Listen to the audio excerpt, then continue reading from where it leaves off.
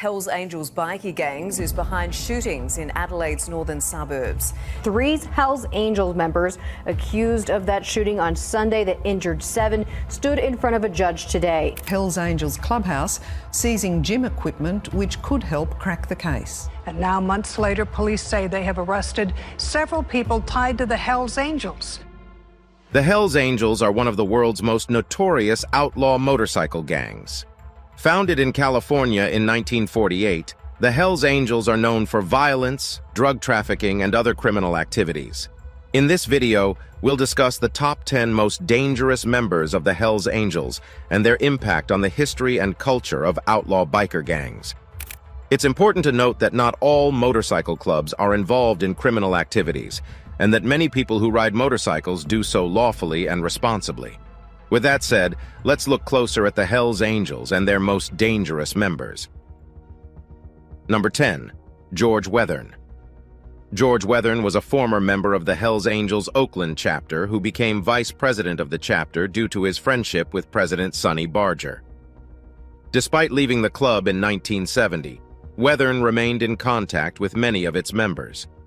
Weathern's involvement in crime began when 3 bodies were left on his property near Ukiah, California. It was believed that the club had purchased the property and put it under Weathern's name to use it as a burial ground for the bodies. 2 of the bodies were Hells Angels prospecting members attempting a coup and were strangled after being given spiked coffee. Weathern was not believed to have been involved in the murders, but he had left the keys to the ranch with William Mitten, to whom he owed a debt after allegedly shooting him while in a drugged state at a party in 1969. Police raided the ranch and found drugs, weapons, and bodies. Weathern was arrested along with his wife, and a search of the property continued for a week as police believed up to 12 more bodies could be buried there. Weathern then turned state witness and received immunity in return for disclosing the location of the bodies on his ranch. He testified in court against Hells Angels members allegedly involved in the murders. Weathern's life took a tragic turn when he stabbed pencils into his eyes in jail in 1972 while sharing a cell with his wife. He was placed in the Witness Protection Program with his wife and 2 children after testifying against the Hells Angels. Weathern's current whereabouts are unknown. He has written a book titled Wayward Angel, the full story of the Hells Angels, that provides insight into his life with the Hells Angels and finally turning state witness and testifying against his brothers while going into witness protection. Number 9. Alan Passaro. Alan Passaro was a member of the Hells Angels Motorcycle Club who was involved in the slaying of Meredith Curly Hunter, Jr. at the 1969 Altamont Free Concert, where the Hells Angels were hired to provide security. As the Angels became intoxicated and the crowd grew restless, violence erupted, and numerous fights broke out. By the time the Rolling Stones took the stage in the early evening, the mood had taken a decidedly ugly turn, as numerous fights erupted between Angels and crowd members.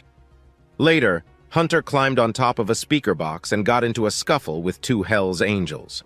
One of the Angels punched Hunter and chased him back into the crowd, where 4 more Angels descended upon him.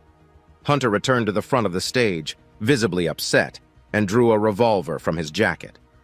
Armed with a weapon, Passaro ran at Hunter and stabbed him 5 times, taking his life while Hunter's girlfriend, Patty Bredehoft, stood nearby.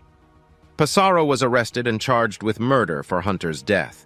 Still, he was acquitted of self-defense after the jury viewed footage from the concert showing Hunter drawing a revolver and pointing it toward the stage or in the air. Over the years, there have been rumors that a second, unidentified assailant had inflicted the fatal wounds, and the police considered the case still open. In 2005, the Alameda County Sheriff's Office officially closed the case, concluding a renewed 2-year investigation and dismissing the theory that a second Hells Angel had taken part in the incident. The Rolling Stones stated that they were unaware that a slaying occurred during their set.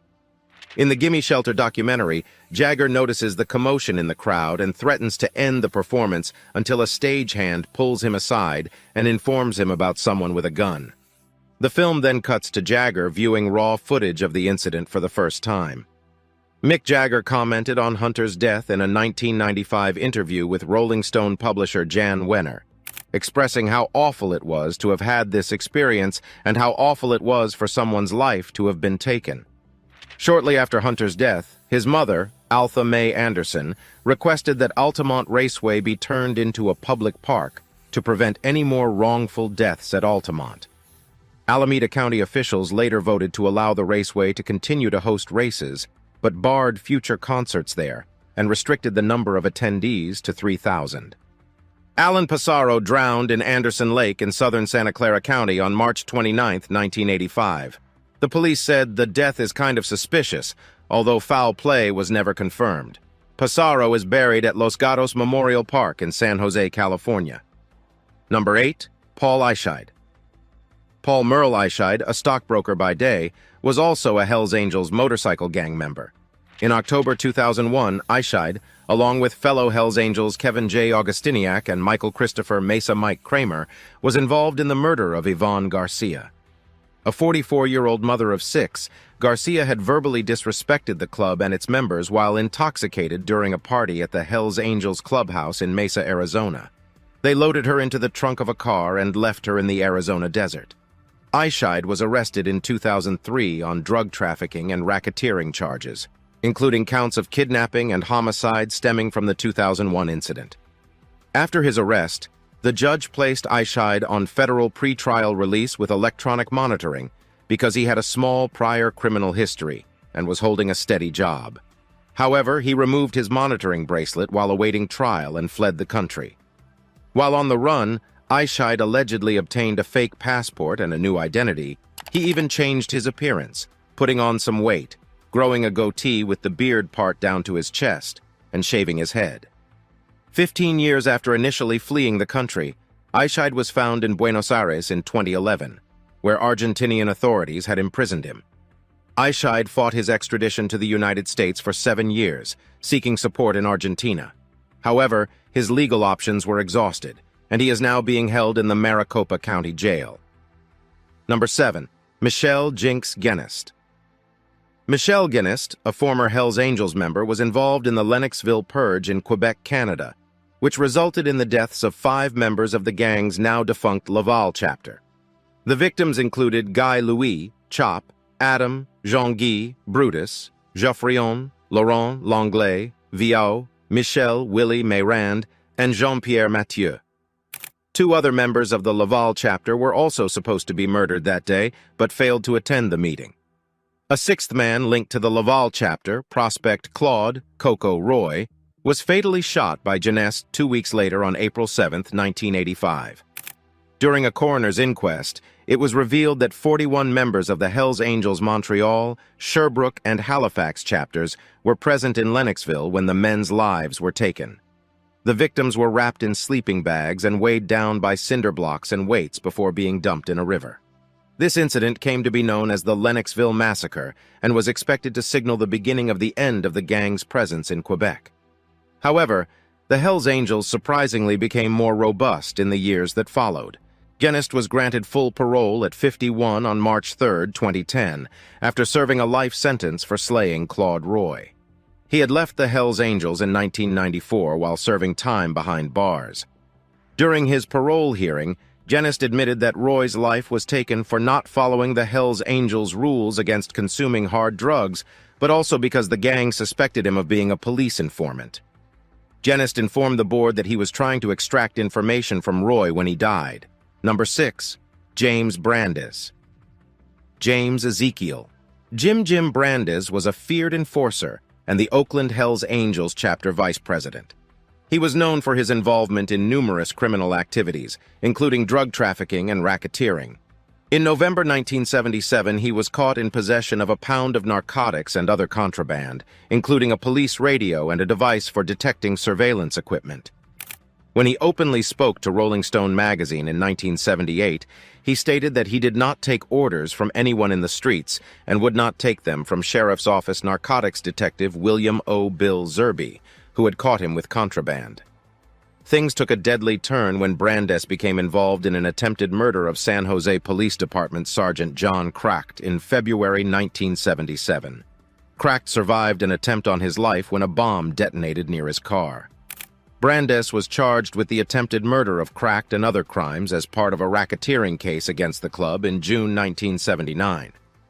Brandes was also charged with the murder of fellow Hells Angel Ray Dale Stork Kefauver, who had been scheduled to testify for the prosecution in a Redwood City murder trial and was found in a ravine near Port Costa on June 16, 1974. He was also implicated in the murders of Hells Angels associate Alvin Lloyd Prater and his wife Mary Ellen, who was discovered by the side of a road near Sunol on August 24, 1974, after being fatally shot 2 days earlier. Despite being implicated in 4 crimes, Brandes was never convicted. Brandes and Vallejo Hells Angels chapter member Kenneth Owen were charged with the attempted murder of Zerby. Ultimately, Brandes took his life in prison in 1994, while Owen died on July 4, 2016. Number 5, David Wolf Carroll. David MacDonald Carroll, who was also known as Wolf, was a notorious Canadian outlaw, biker, and gangster who was a member of the elite Nomad chapter of the Hells Angels Motorcycle Club in Quebec. He was personally recruited by Maurice Mom Boucher and was placed in charge of drug dealing in the Laurentians. He became Boucher's most trusted hitman, participating in at least 15 murders. Carroll was present during the Lennoxville Massacre of 1985, in which 5 Hells Angels members' lives were taken. He was charged with first degree for his actions during the massacre, but was later acquitted in 1987. 2 other members of the Halifax chapter were also charged and acquitted. Before moving to Quebec, Carroll worked as a pimp in Halifax, demanding 40% of all the earnings made by the local escorts. He was arrested with 7 other members of the Halifax chapter and charged with living off the avails of prostitution. Carroll and the other accused were imprisoned and sentenced to 1 year. In 1988, Carroll was again charged with first degree in connection with the death of a young man in Dartmouth who owed a drug debt to the Hells Angels. Once again, he was acquitted. He later moved to Quebec in 1990, where he settled in Morin Heights with his common-law wife and their son. In 2001, Carroll was charged with 13 counts of first degree as part of Operation Springtime. At the time, he was believed to be in Ixtapa, Mexico, and an extradition request was filed with the Mexican government. Carroll, however, disappeared along with another Hells Angels member, André Chouinard. The Canadian authorities believed Carroll had at least $1 million in a numbered bank account in Antigua. Carroll is believed to have fled to Brazil, a country that has no extradition treaty with Canada. He was rumored to have been seen in the West Indies between 2001 and 2009. The Interpol notice on Carroll stated that the Hells Angels have chapters in more than 20 countries, and information suggests that Carroll has frequented a number of them, including Brazil, Mexico, Australia, New Zealand, South Africa, the United States, and countries in South America and Europe. The last sighting of Carroll was reportedly in Australia in 2012. Number 4, Michel Langlois. Michel Langlois, also known as Sky, was born in 1946 and developed a passion for flying. He even purchased his own aircraft and obtained a pilot's license, which led to his nickname. In his early 20s, Langlois joined the Popeyes Motorcycle Club, Canada's largest French-speaking and second-largest outlaw motorcycle club behind the Satan's Choice Motorcycle Club. He quickly became a prominent member of the club, alongside President Yves Le Boss Buteau and hitman Yves Apache Trudeau. In 1977, the Hells Angels MC patched the Popeyes MC, making it the first Canadian chapter for the Hells Angels. Langlois became a Hells Angels Montreal chapter member and eventually rose through the ranks, becoming the Canadian national president of the club. However, his tenure was subject to controversy. In 1985, Langlois was also involved in the Lennoxville Massacre. Fearing arrest, Langlois fled the country for 2 years, ultimately returning to face charges and being convicted of being an accessory after the fact to murder. He received a 2-year prison sentence for his involvement. Langlois was also involved in drug trafficking and was charged with importing and conspiring to import cocaine in 1998. He pleaded guilty to 3 different drug cases and received a 5-year prison sentence along with a $20,000 fine. In 2015, Langlois was charged as part of Operation Shark with taking part in a general conspiracy to commit murder linked to the Quebec Biker War, a dark period in Canadian outlaw biker history where at least 162 deaths were associated with criminal activity by motorcycle clubs. Langlois pleaded guilty to these charges, along with dozens of other members. As a result of the operation, the Canadian government confiscated the land on which their original Montreal clubhouse was located. Number 3. Robert Chico Mora. In the late 1970s, the Hells Angels Motorcycle Club was looking to establish a foothold in Arizona, but they were met with resistance from other biker gangs in the area. That's when Robert Chico Mora stepped onto the scene. He was the leader of the Dirty Dozen motorcycle gang, and he saw an opportunity to align himself with the Hells Angels. Mora was known for his brutality, solidified by his manslaughter conviction in 1980 at 24. This crime and his involvement in other illegal activities resulted in his reputation as a dangerous criminal. During his time in prison, Mora honed his skills as a boxer and became a Golden Gloves champion. He left prison at 6'3" and almost 300 pounds of solid muscle, intimidating those around him. His rap sheet included convictions for possession of narcotics, possession with intent to distribute, misconduct involving weapons, and a conviction for wearing body armor that was later reversed. In 1984, Mora and his Dirty Dozen gang were patched over to become part of the Hells Angels. The move was significant, as it gave the Hells Angels a strong foothold in Arizona and helped them establish a dominant presence in the state. In 1993, he was arrested and charged with the murder of a rival biker gang member. He was eventually convicted of the crime and sentenced to life in prison without the possibility of parole. Mora's last few months were spent living in a small house in the neighborhood, where he amused himself by playing video games and tormenting his pet, a black chihuahua named Chica Ruca. He was known to hang the poor animal by a rope, with only its feet touching the ground, whenever it did something he didn't like. Mora and the Dirty Dozen were linked to a range of illegal activities, including aggravated assault, meth distribution, counterfeiting, and even murder. His crimes and involvement in the gang ensured his reputation as a dangerous and violent individual. While he may have been friendly and playful with his chess partner, his criminal past and associations with the Dirty Dozen paint another picture of who he was. Despite his past, Mora is revered by Hells Angels members. He is seen as a legend within the club and is often spoken of in hushed tones. Mora passed away on January 1, 2014, at the age of 58, due to complications from diabetes. Hells Angels members rode for 20 miles to honor him during his funeral procession. Number 2. Yves Apache Trudeau. Yves Trudeau, also known as Apache or the Mad Bumper, was a notorious figure in organized crime. Born in Canada in 1946, he may have been small in stature at only 5'6" inches and 135 pounds, but he was a force to be reckoned with. While working at Canadian Industries Limited, Trudeau's involvement with explosives began in the 1960s. He was trained in explosives and later used these skills to orchestrate several bombings. This experience proved valuable as he rose through the ranks of the Popeyes Motorcycle Club in the late 1960s. In 1977, the Popeyes were patched over by the Hells Angels MC, and Trudeau became a member of the Laval chapter. During his time with the Hells Angels, Trudeau gained a reputation as one of the most dangerous members of the group. He is widely regarded as the most prolific murderer in Hells Angels history, admitting to committing 43 murders between September 1973 and July 1985. The tally of 43 murders consisted of 29 with guns, 10 with bombs, 3 by physical assault, and 1 via strangulation. The northern part of the St. Lawrence River became unofficially known as the Hells Angels Graveyard due to the number of bodies dumped there over the years. Trudeau was involved in several high-profile murders, including the slaying of Robert Cote and Brian Powers. He also tracked down and took the life of Jeanne Desjardins, the grandmother of ex-Hells Angels member André Desjardins, who was attempting to help her son. He then went on to take the lives of both André Desjardins and his girlfriend Berthe Desjardins. Trudeau narrowly escaped death in a rehab facility during the Lennoxville massacre in 1985. He was expelled from the club while in rehab, but his troubles were far from over. Frustrated by cocaine addiction and his suspicion that his fellow gang members wanted him dead, he became a government informant after the Lennoxville massacre.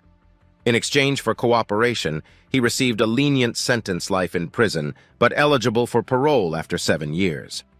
Trudeau was granted parole in 1994 and given a new identity, Dennis Cote. However, he was arrested in March 2004 for sexually assaulting a young boy and received 4 more years imprisonment. In 2007, Trudeau learned he had cancer and was transferred from Archambault Prison to a medical center, where he passed away in 2008. Despite the passage of time, he remains one of Canada's most notorious and prolific serial criminals.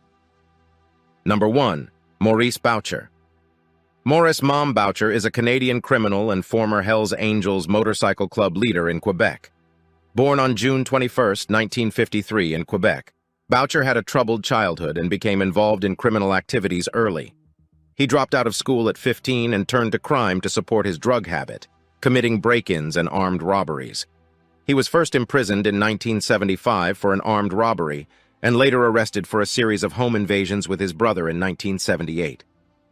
In 1982, he joined the white supremacist motorcycle gang, the SS, which later evolved into the Hells Angels. As a gang leader, he showed charisma and ability and became known for his violent tactics and involvement in the drug trade. It was May 1, 1987, when Maurice Boucher became a notorious Hells Angels Montreal chapter member. He quickly made a name for himself within the gang, known for his cruelty and cunning. In 1995, Boucher formed a Nomads chapter of the Hells Angels, with the rumors circulating that he planned to corner the drug market throughout Quebec. This move put him in direct competition with rival biker gangs, leading to a long, bloody war that would take over 162 lives and injure hundreds more. This cemented his reputation as a fearsome criminal, and the violence he orchestrated left a trail of destruction and bloodshed throughout the province. As police ramped up their focus on the Nomads chapter, Boucher increased the pressure on law enforcement through intimidation tactics. But his reign of terror would eventually come to an end. In 1998, Boucher was acquitted of ordering the murder of 2 corrections officers and the attempted murder of a third. However, police obtained an informant, Stéphane Gain, who stated that Boucher indeed ordered the murders.